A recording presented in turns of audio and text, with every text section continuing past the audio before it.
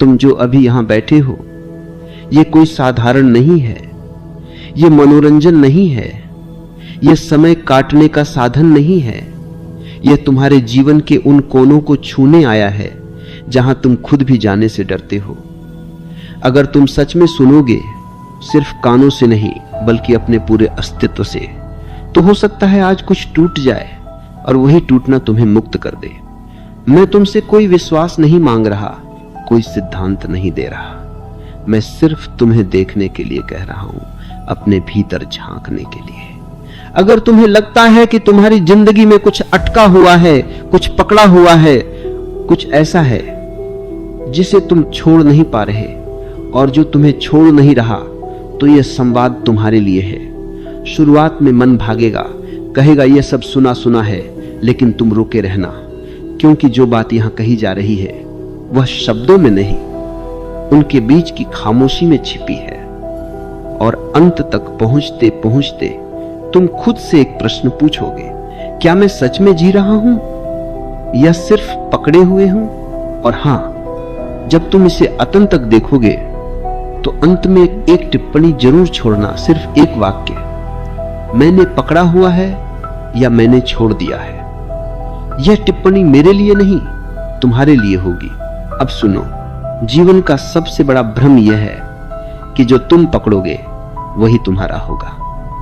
बचपन से तुम्हें यही सिखाया गया, पकड़ो, जमा करो, थामे रहो, रिश्ते पकड़ो, सपने पकड़ो, पहचान पकड़ो, यहां तक कि दुख भी पकड़ लो, क्योंकि वही परिचित है। तुमने कभी ध्यान नहीं दिया कि जिस क्षण तुम किसी चीज को कसकर पकड़ते हो, उसी क्षण उसमें डर पैदा हो जाता है, खोने का डर। और जहां डर है वहां प्रेम नहीं हो सकता, जहां भय है वहां शांति नहीं हो सकती। मैं तुमसे एक सरल सी बात कह रहा हूं, लेकिन सरल बातें ही सबसे कठिन होती हैं। जो छोड़ दिया जाता है वही लौट कर आता है, और जो पकड़ा जाता है वही मर जाता है। तुमने देखा है नदी को, वह कभी पानी को पकड़ती नहीं, फिर भी पानी उसे छोड़कर कहीं नहीं जाता। नदी का भरोसा छोड़ने में है। और तुम्हारी समस्या यह है कि तुम नदी बनना नहीं चाहते, तुम घड़ा बनना चाहते हो, भरना, जमा करना, छुपाना। तुम कहते हो अगर मैंने इसे छोड़ दिया तो चला जाएगा। यह तुम्हारा डर बोल रहा है, तुम्हारी समझ नहीं।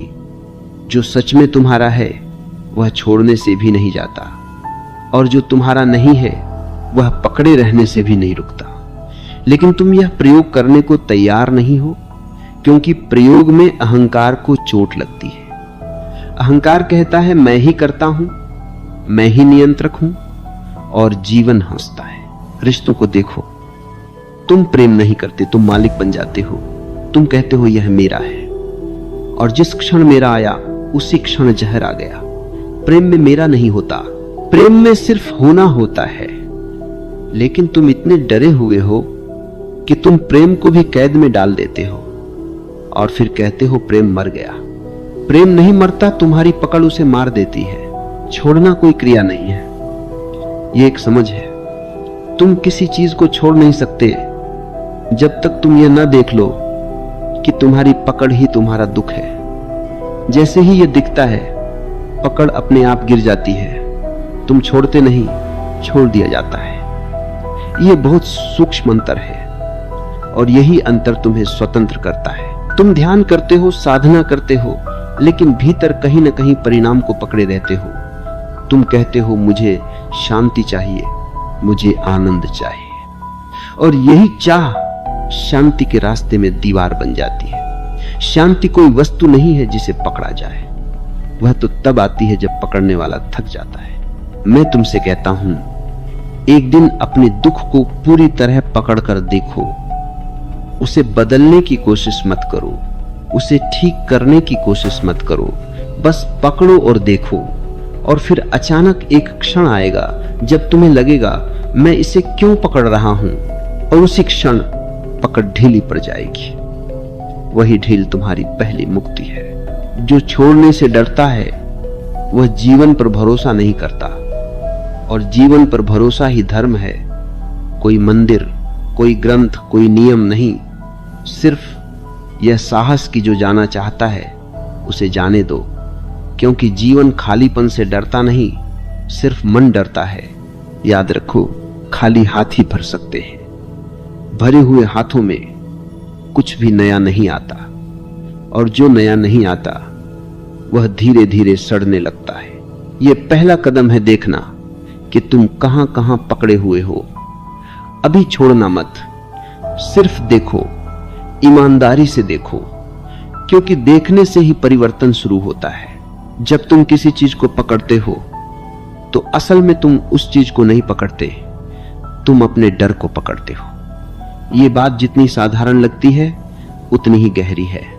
तुम कहते हो कि तुम किसी व्यक्ति से प्रेम करते हो, किसी विचार से जुड़े हो, किसी लक्ष्य को पाना चाहते हो, लेकिन अगर थोड़ा और भीतर झांको तो दिखेगा कि तुम उस प्रेम को नहीं, उसके खो जाने की संभावना को पकड़ रहे हो। तुम उस विचार को नहीं, अपनी पहचान को पकड़ रहे हो। तुम उस लक्ष्य को नहीं, अपनी अधूरी होने की भावना को पकड़ रहे हो। जब मैं छोड़ने की बात करता हूं तो लोग समझ लेते हैं कि मैं त्याग सिखा रहा हूं। नहीं, त्याग भी एक प्रकार की पकड़ है, अहंकार की।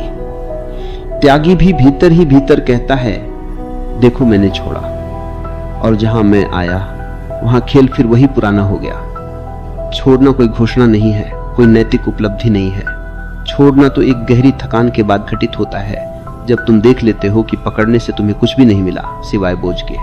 जब तुम बच्चे थे तब तुम्हें छोड़ना आता था। तुम हंसते थे, रोते थे, और अगले ही क्षण सब भूल जाते थे। कोई कल नहीं था, कोई कल की चिंता नहीं थी। फिर धीरे धीरे तुम्हें सिखाया गया, याद रखना, पकड़े रहना, बदला लेना, तुलना करना। समाज ने तुम्हें स्मृति दी, लेकिन तुम्हारी मासूमियत छीन ली। अब तुम्हारी स्मृति तुम्हारी जेल बन गई है। तुम बीते हुए कल को पकड़ते हो और भविष्य को नियंत्रित करना चाहते हो, और इन दोनों के बीच जो पल है वह मर जाता है। जब तुम कहते हो यह मेरा अतीत है, तब अतीत तुम्हें छोड़ता नहीं, और जब तुम कहते हो यह मेरा भविष्य होगा, तब भविष्य तुम्हें डराने लगता है। जीवन सिर्फ इसी क्षण में है, लेकिन इस क्षण को जीने के लिए खाली हाथ चाहिए। भरे हुए हाथ वर्तमान को महसूस नहीं कर सकते। मैं तुम्हें एक रहस्य बता रहा हूं, जीवन को पकड़ा नहीं जा सकता, लेकिन जीवन को छोड़ा भी नहीं जा सकता। जीवन सिर्फ जिया जा सकता है, और जीना मतलब बहना। जहां तुम रुके, जहां तुम जमे, वहीं दुख शुरू हो गया। पानी जब रुकता है तो सड़ता है, मन जब रुकता है तो बीमार होता है। जब कोई तुम्हें छोड़कर चला जाता है तो तुम कहते हो, उसने मुझे धोखा दिया। नहीं, उसने सिर्फ वही किया जो तुम करने की हिम्मत नहीं कर पाए, वह चला गया और तुम रुक गए, स्मृतियों के साथ, शिकायतों के साथ, प्रश्नों के साथ। तुमने उसे जाने नहीं दिया, इसलिए वह भीतर ही भीतर तुम्हें रोज छोड़ता रहा, और तुम हर दिन थोड़ा थोड़ा मरते रहे। छोड़ना मतलब भूल जाना नहीं है, छोड़ना मतलब स्वीकार करना है। जो हुआ वह हुआ, जो नहीं रहा वह नहीं रहा। इसमें कोई शत्रु नहीं है, कोई अपराधी नहीं है। जीवन किसी के खिलाफ नहीं है, लेकिन तुम्हारा मन हर घटना को व्यक्तिगत बना लेता है, और यहीं से पीड़ा जन्म लेती है। जब तुम ध्यान में बैठते हो तो क्या तुम सच में बैठे होते हो, या तुम किसी अनुभव की प्रतीक्षा कर रहे होते हो? कोई प्रकाश, कोई शांति, कोई विशेष अनुभूति? अगर प्रतीक्षा है तो ध्यान नहीं है। ध्यान तो प्रतीक्षा के अभाव में घटता है। जैसे ही तुम परिणाम छोड़ देते हो, ध्यान अपने आप उतर आता है। लेकिन तुम चालाक हो, तुम कहते हो मैं कुछ नहीं चाहता, और भीतर ही भीतर सब कुछ चाहते हो। यह चालाकी तुम्हें कहीं नहीं ले जाएगी। मैं तुमसे यह नहीं कह रहा कि तुम इच्छाएं छोड़ दो, इच्छाएं अपने आप गिरेंगी। पहले यह देखो कि इच्छा तुम्हें कहां ले गई।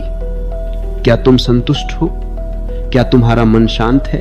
अगर नहीं तो समझो कि रास्ता गलत नहीं है, पकड़ गलत है, चलना गलत नहीं है, रुक जाना गलत है, जब तुम किसी को प्रेम करते हो और उसे आजाद छोड़ देते हो तो वो प्रेम प्रार्थना बन जाता है, और जब तुम उसी प्रेम को बांधते हो, नियम बनाते हो, शर्तें रखते हो, तो वही प्रेम कारागार बन जाता है।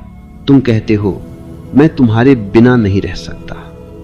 यह प्रेम नहीं है, यह निर्भरता है। प्रेम कहता है तुम खुश रहो, चाहे मेरे साथ या मेरे बिना। और मजे की बात यह है, जिसे तुम सच में आजाद छोड़ देते हो वही लौट कर आता है।